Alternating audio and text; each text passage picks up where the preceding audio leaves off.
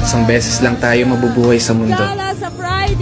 Kaya naman, dapat sulitin mo na ang bawat segundo nito.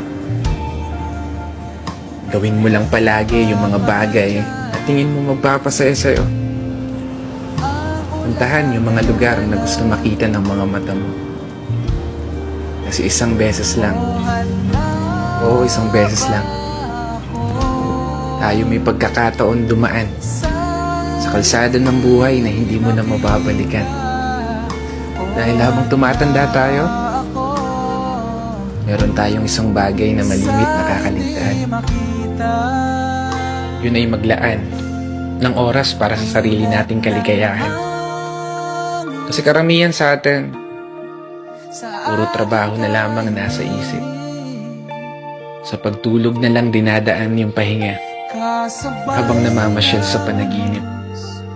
At paggising, trabaho ulit hanggang sa hindi mo na magawang masulit kahit man lang saglit. Yung oras na kay bilis pumipihit. Pero hindi ko sinasabi na wag ka na magtrabaho. Gusto ko lang ipaalala sa'yo, ipaalala sa sarili ko,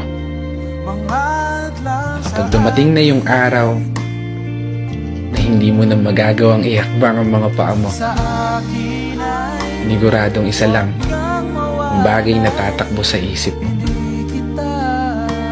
Sana pala ginawa ko na yung mga bagay na gusto ko.